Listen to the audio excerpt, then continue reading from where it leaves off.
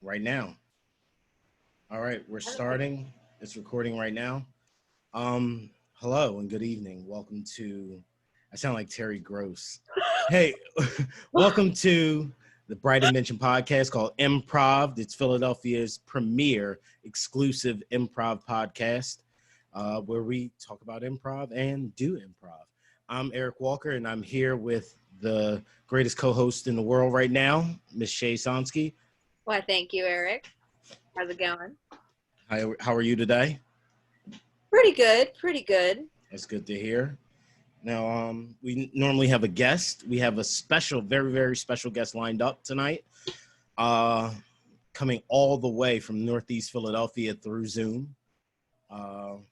She's amazing. She's super talented. Miss Aimee Goldstein. Aimee, can you come on camera, please? Say my name right.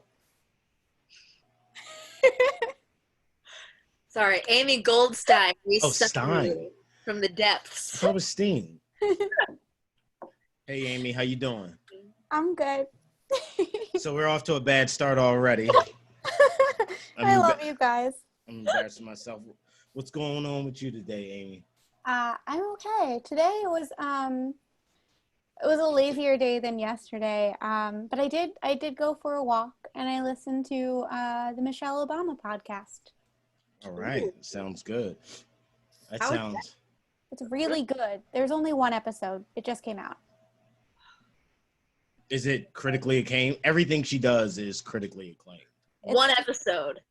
It's so good. It's just really wholesome. All right, so where can we, lady? So you have a podcast too, Aimee. Tell us a quick bit about that. Oh, sure. It is called 2 Years Till 30, and I run it with the wonderful and lovely Sam Solar. And when we started it, we came up with the idea on New Year's Day, New Year's Eve, really, of 2020, when we thought 2020 was going to be a really crazy, bright year and wonderful year ahead. And then we realized we had 2 years until we turned 30, since we both turned 28 in January. So we were like, let's do a podcast all about that. And then COVID hit. So we still talk about what it's like being 2 years until 30, but there's a lot of, well, now we're in quarantine. How does this make us feel type things? And it has like a Jewish tint to it. We bring a lot of like Jewish humor into it as well. Okay. I mean, can a non-Jewish person listen to it? Oh, and, yeah. Get into it? Okay. The only Jewish thing is we try to have like a Yiddish word of the day or something like that. And that's it. Okay. All right. We're weird. So make sure we'll drop a link for that in the chat window or on the website. That way people can check you out. So we were, Shea and I were talking earlier about improv. You do improv as well. And we're wondering if anyone ever had to improv their way out of workplace drama. Yes. Yes, you answered that very quick. So I assume you have a lot of experience with that. This is a test, right? The test podcast. I literally was like, what's something we can ask Aimee that will generate a bunch of content? Wow. All right, give us one example. Tell us what happened. I'm just trying to think of an appropriate example. There's so many. I mean, okay, this is like a very vague example because I don't want to go into too detailed because there's so much backstory, it would take up the whole thing. Just don't use any names. Well, okay, a very, very vague one would just be like, when you haven't done something yet, or you haven't done something the way that you were supposed to, and you just have to yes and the situation, even if the answer is no. And then you kind of yes and please everybody until they kind of forget that you haven't done the thing. And then you eventually do the thing. Or if you don't, you just keep yes anding and hope that no one finds out. Love it. It sounds very dastardly, like the way you describe it. So, okay, wait, actually, let me give you a better example without using names. So the other day, so something that we do in Bright Invention is corporate training, and we rehearse it. And I have an issue being mean. And so something that I'm always told by Ben, our artistic director, is that I have to be meaner. And then Shea brought in the word petty. And I was like, that is a word that connects with me in the workplace. Mean. And then all of a sudden, I just realized exactly what and who I had to be like. And afterwards, Ben was like, wow, that was so much better. Who were you channeling? And I was like, I was just channeling myself. I just was channeling the version of me that said all of the things that happened inside of my head. So that is The contained you. the contained me, just Okay. kind of unleashed. Love it. How about you, Shea? You've been improving your way out of workplace situations? Oh, I mean, the second you said, dastardly, like using it for dastardly purposes, I just remember when I used to work at Tivana when that was a thing. And yes, and is essentially how you just upsell tea to people when they ask they want a tea that's this or that.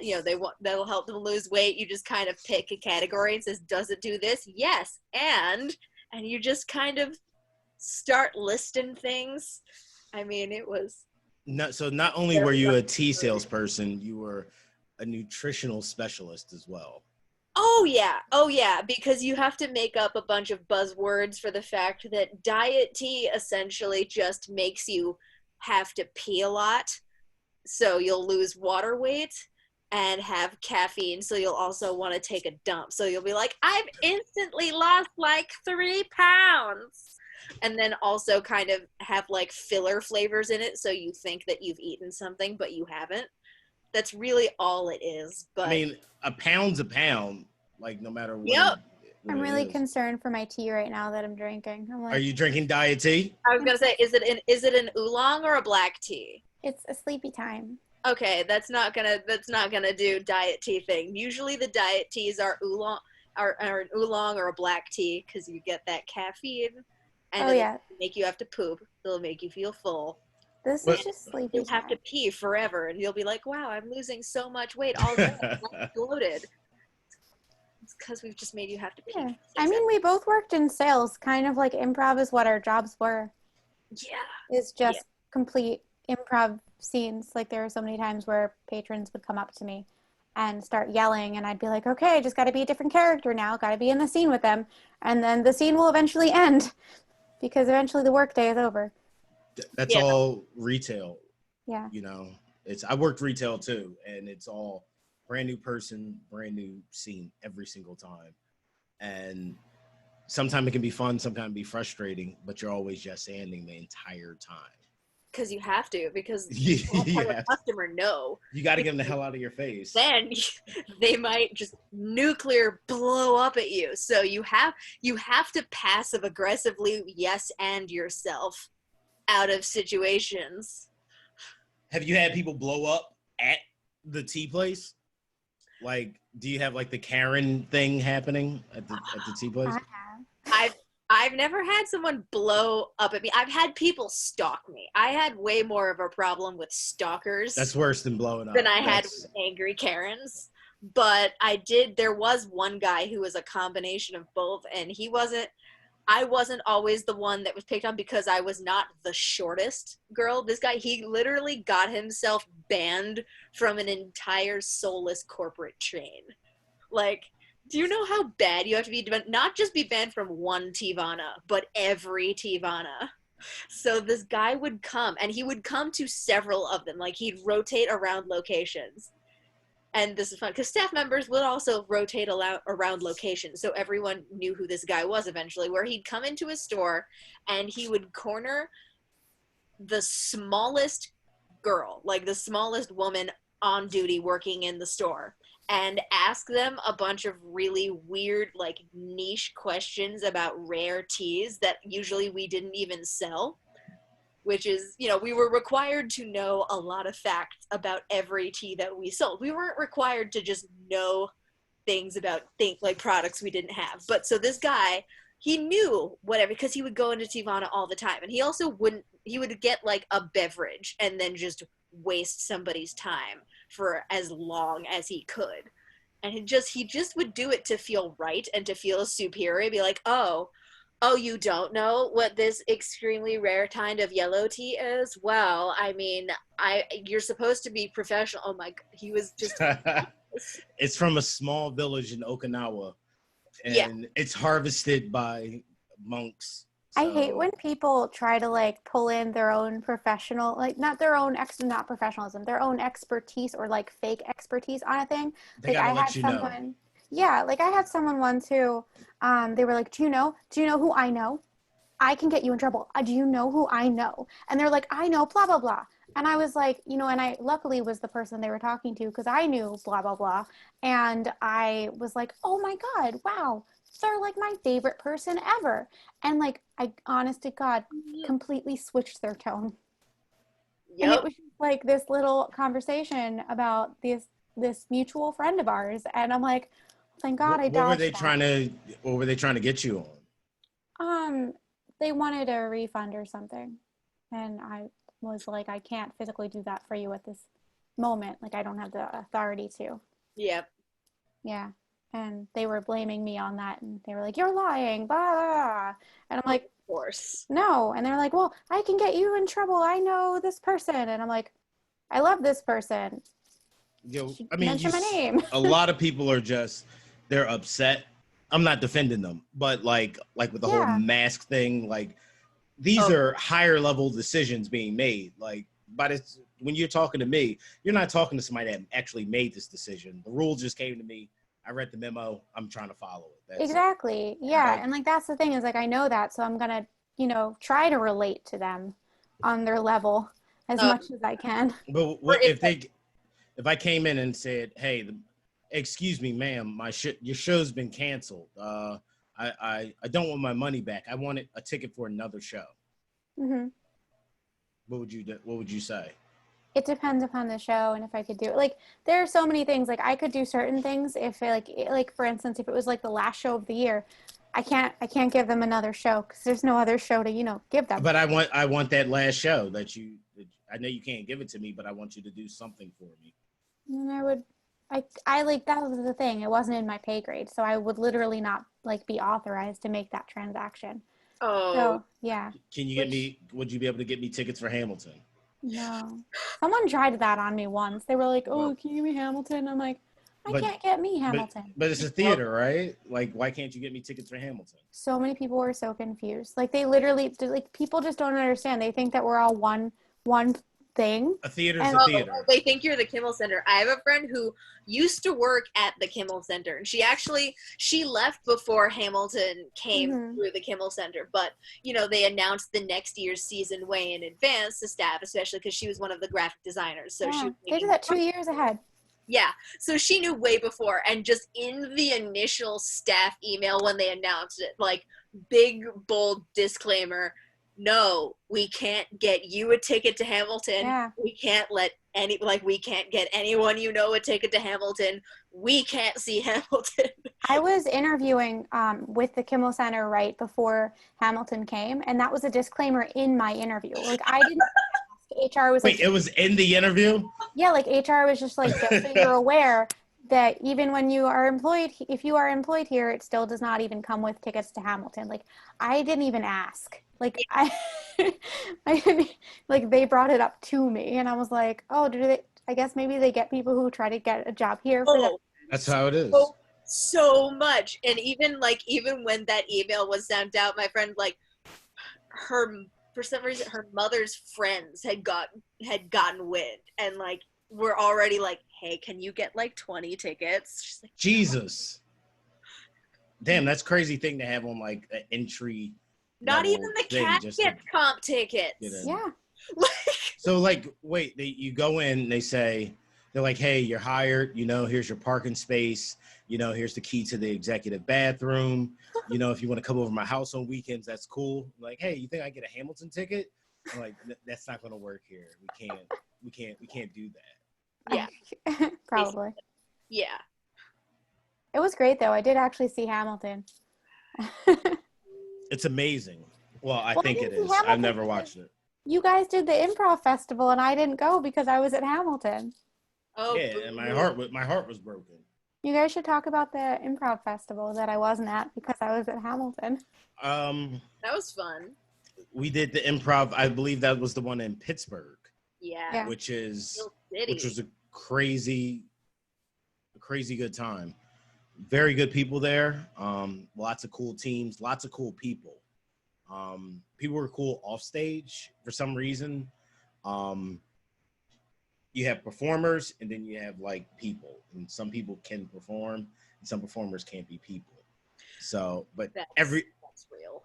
Everybody was like, once they got off stage, you could actually hold a conversation with them, and they weren't just staring at you.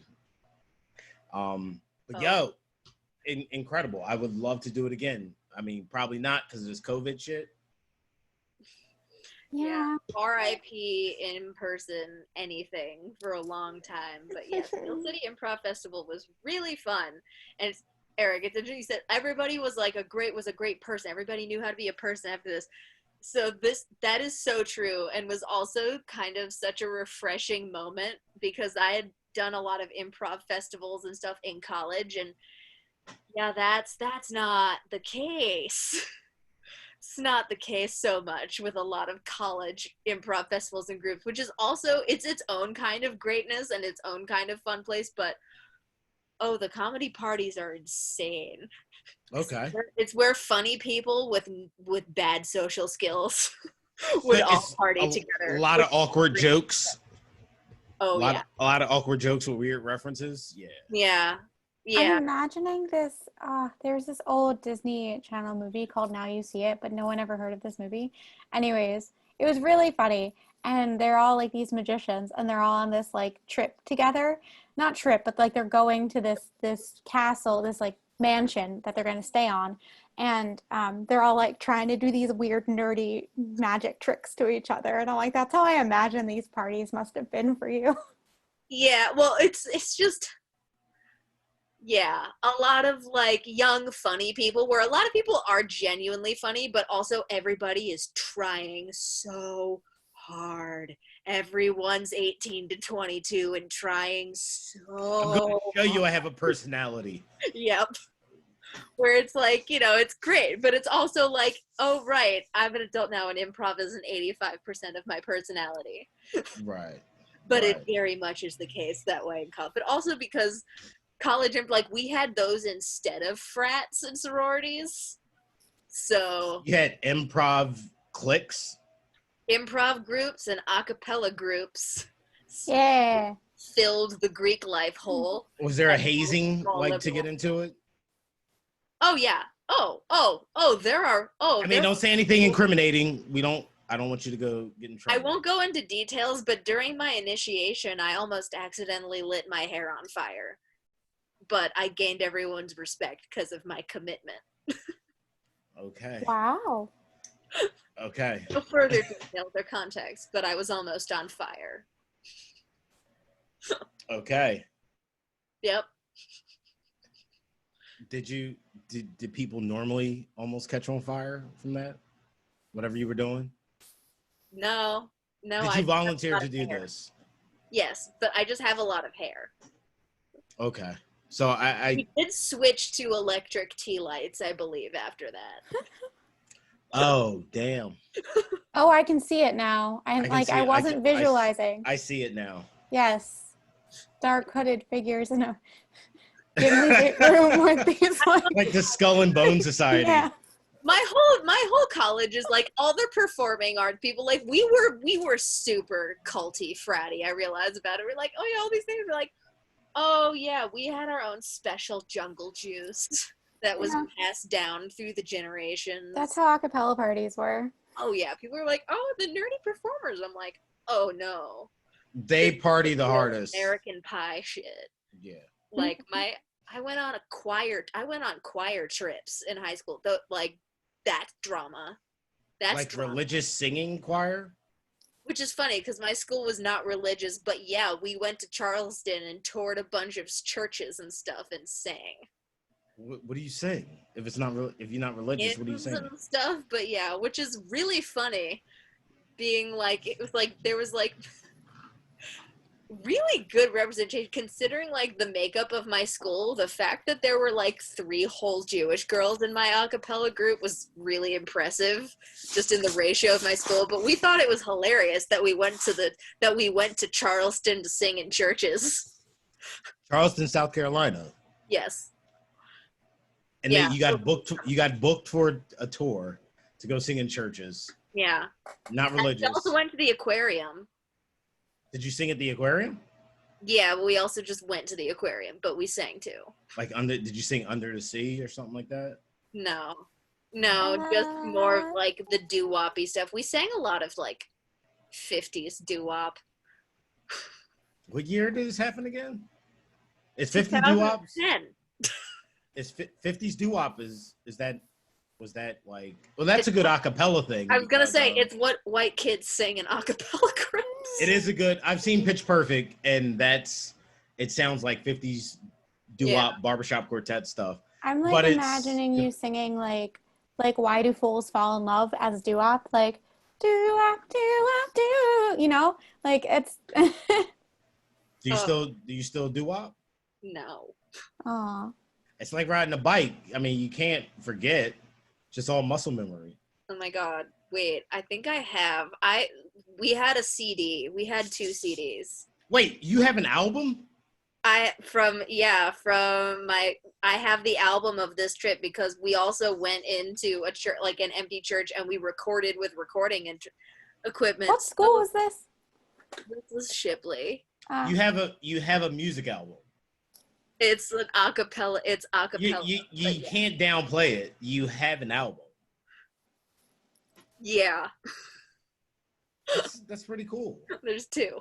50s doo-wop album. Wait, you have 50s doo-wop album. Yeah, no. This is the kind of stuff we sing in Charleston. Where is this? Where's a fun one? I was gonna say, I look at these, I'm like, I forget the real lyrics. I'm like, there's just things that we kept saying for fun that's not the real song.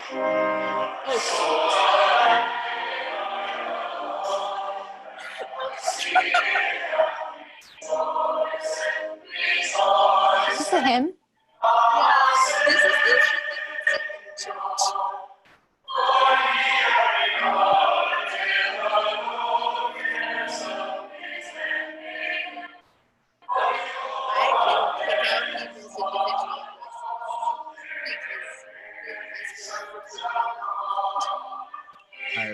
I can't hear you when you're talking. I'm done with that. That is more of that. That sounds like when an intergalactic princess gets married. You know? Yes. Yes. And also, you know how like in Harry Potter, the choirs would always be singing at the most awkward moments? It's like, why have a choir here? That's how I feel like your trip was. It was like, let's go to the aquarium and sing. Yeah. Yeah. Felt like it. We also went to like a community center at one point. We did end up in a JCC. And there was one song that we had in Hebrew that we also just sang everywhere too. I guess it was to make me and the other 2 Jewish girls feel less weird about it. Oh, God. And that was Shea's high school experience, ladies and gentlemen. I mean, you have an album. You went on tour. What can I say? Like, that's amazing. This is a nerdy acapella tour. We're very... It's still a tour. That's all now there's like sexually active band geeks. Awkwardly sexually active. Yes. Yeah. Yes. Choir geeks. And now we're all improv geeks. Yep. Ha. Well, I mean, geek's a strong word to use, but nerd? Yeah. Nerd's good? Well, yeah. Yeah, so what we'll do is... No, I'd say we're definitely improv geeks. Nerd is being way more into, like, the intricate minutia of things. Geek is just you really like something. Yeah. And you're a huge fan. Geeking out of sort. Yeah. Nerd is like, we're going to debate for 3 hours on the absolute correct way to do a herald. Yes. Yeah, that sounds like some nerd shit. Like, Geeking and out they're real technical about it. Geeking out is when you get a location in an improv scene and you just fall in love with it, and it's the greatest thing that ever made your night. Like, it's like, yes, this is a great location. Like, I love it. Like, that's geeking out. That's me. And nerding out would be like picking out the intricacies of, okay, this is a subway. There's a guy peeing here. There's orange tiles on the ground. Like it's incredibly detailed or That's a something. good question. What is the difference? I guess like geeking out is like, yeah, super excited, enthusiastic for the whole thing. I'd say deeply nerding out about it would be like, oh, look at how this person accepted that guy's offer and then turned it around and heightened the game and this and that, and using every like technical thing. But isn't that like, aren't you considered a passionate?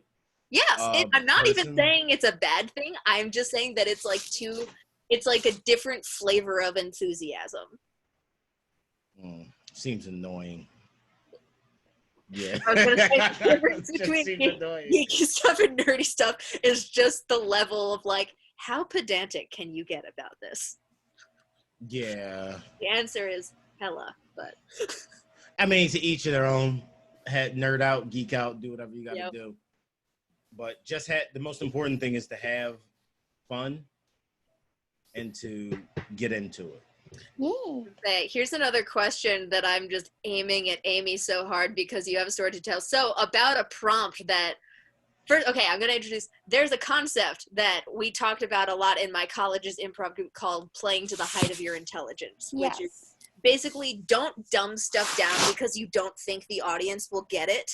You know, if you are really passionate or you happen to know a lot about something and it comes up in an improv scene, use all of that knowledge and don't be afraid that people won't get it. So what would be a time in an improv scene where something you were able to kind of use that playing to the height of your intelligence to just showcase this really weird niche knowledge? Yeah. Okay. So I have an example of how to do that, and also the complete polar opposite. So the example of is that happening was we did an improv playground where someone gave me a location get of Buddy Holly's grave. I worked at a theater that has done the Buddy Holly musical 4 different times of my 5 years working there, and I've seen it over 50 times, and I know way too much about Buddy Holly and even what type of guitar he used and what day he died and who he was with and his family and all these things. So I was just like, oh my God, this is my time to shine. I am going to go hardcore on like random Buddy Holly facts in this, and I'm just going to be at ease in like whatever goofy character I had. And like the scene was about being like trying to resurrect his like body, so it wasn't realistic, but like I had the knowledge and I was like, this is great. However, then that's super fun and useful. However, on the complete flip side, it's also super fun to be in a scene where you know nothing. So one time we did a Star Wars show and I was scared because I like Star Wars, but I don't know it enough that like Star Wars, like real hard Star Wars fans do. So I went into a scene as dead Amy Winehouse. I remember. And you were stuck That's with a good Star Wars person. Ben and Bob and Josh, who all like know everything. Yeah, and I definitely was just like, R2-D2 was there, and I was just singing Back to Black like no one's business because I was like, this works. And like, yeah, perfect. Just it could go either way. Play to your how did you the height of your intelligence? Play to the height of your intelligence, but also know that if you know nothing about something, it can be as equally entertaining. Indeed. As long as you got good scene partners, they'll know, like, all right, she doesn't know shit about this. Yeah. So, but you play along with it, and it still comes out so good. Yeah. Like when I do a scene where someone does, like, they do a cross on themselves, and I do it the wrong direction. A cross? It's a crucifix cross? Yeah, like when you cross yourself. And I crossed myself incorrectly. With that, oops. Is there? I went to Catholic school and I don't even know. Good thing this is a podcast and no one can see us. I can see us.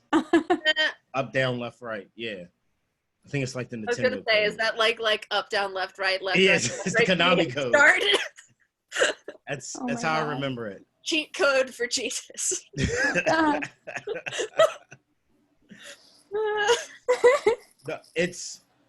It's good because I like that. That's a good concept, playing to the height of your intelligence, because we all geek out about stuff. We're all nerds about stuff. And it's always fun to have that in a scene because you can really dig deep personally. Yeah. And if you don't know, you just add a tread water until it's over. And that could be fun too. That's part of, I think that's also, I think one of the most forgiving things about improv, this sounds awful, but it's actually great, is that audiences enjoy watching us fail as much as they enjoy watching us succeed. So it's just as entertaining. Like, it's like a joke that the audience is in on too, if they realize, oh, this person has no idea what they're talking about. Let's just see what they do here. That's also a part of the fun. So you really can't lose at improv. You can't break at improv, because watching someone crash and burn is just as entertaining. It's fun. And because a person that knows something about whatever you're pretending you know about, they'll laugh because like this person's so wrong, unless they're like some kind of Eric, like, do you remember that party, the private party we did for a bunch of doctors? That was probably the most awkward thing I've ever been a part of. It was like frat. Like guys were like a frat, and one guy was like the professor of cardiac.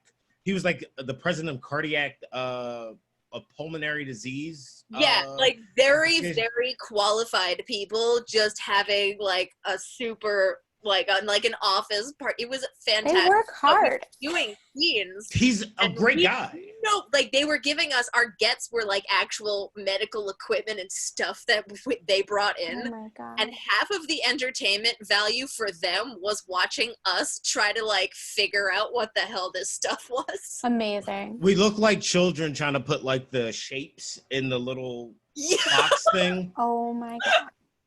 Yeah. It was so like there was like a heart monitor machine. He brought it home from work. Like, why would you do that? Like, just leave it at work. You're not gonna use it. Man. It came with a laptop, and it came with clips and like buttons and so. Oh yeah, there was like a little like proboscis thing. I think it's actually supposed to go in a vein and inflate. And one of us was just like, "This clearly goes up your butt." And then you have some people that are like, no. And some people are like, oh, that's totally not what it's used for. And they were laughing at it. Yeah. I love how you literally just explained, what are you doing? Yes. Like the game, what are you doing? Game about using items incorrectly. Why? Because it's entertaining. Yeah. Yep. On that note. Yeah, I mean, there was a lot of like drunk dogs being like, "That's not what it's for." But what if it was? Oh my God, were they drunk and high? Like what? No. Could have been. They can get medical grade stuff, so maybe. You know what? They were a great audience, and they let us eat some food. Yeah, and I had some of that whiskey. Yeah. Because I went back in the back and I was like, yes, I will eat this ahi tuna. Thank you, doctor parties. Because that's the kind of hors d'oeuvres you have at a doctor party. Ahi tuna. There's no Tostinos. No. It's This was all like real adult food. Yeah, that's prepared and served to you. By a caterer. Yeah. Very classy, very good audience. I was expecting them to be a bit more reserved. But the football game was on. People were drinking. So we got to see, Jeremy, second year in med school. Like, whoa, bro. Yeah. Touchdown. Football score. I was going to say, or doctors that have to let it all out now because med school is hard and there's no way they could actually party in med school. You have to get it, so you get it out of your system later. That's valid. Yep. It's like kids that are have really strict parents in high school and then they go absolutely buck wild in college. You're describing someone I know. Yeah, it's like letting a dog out of its cage. Yeah. I know a lot of people like that too. It's like what quarantine does to you. Yeah, you get that cabin fever. You're ready to go crazy once you get outside. Yeah. I'm ready to go crazy. Me too. I may have already gone nuts. You've already gone crazy enough? Already gone nuts, yep. All right, so what we're going to do is we're going to go crazy. We promise ourselves to go crazy tomorrow. But before we get out of here, Aimee, thank you for joining us. Can you please share the name and link for your podcast? Insert link here. Give us the name of your podcast. Oh, you want me to type it or say it? You could say it. Oh, it's called 2 Years Till 30. The number 2, and then years, and then till is TIL, and then 30. And we are on Facebook and Instagram for our social media. And then you can find us on, hold on, I'm going to get you a full list here. That's not my podcast. All the platforms. Well, it's on Spotify. Yeah. I know that. It's on It's on Spotify. It's on Anchor. 2 Years Till 30. Here I am. Can't tell you all the places we're at right now, but we're on Spotify. We're on Anchor. We're on Pocket Casts. We're on radio podcasts. There's 6 of them. All right, so it looks Look like us up. you're out there. We'll find you. We'll put a link in the description below. And thank you, Aimee, for joining us. Yeah, thank you And guys. thank you, everyone, for listening in. I'm Eric Walker, and I'm Shea Sonsky. And thanks for checking out Bright Invention presents ImPrOv'D, or ImPrOv'D by Bright Invention, or ImPrOv'D. Bright Invention. Great invention? We're still workshopping. Improv. The improv.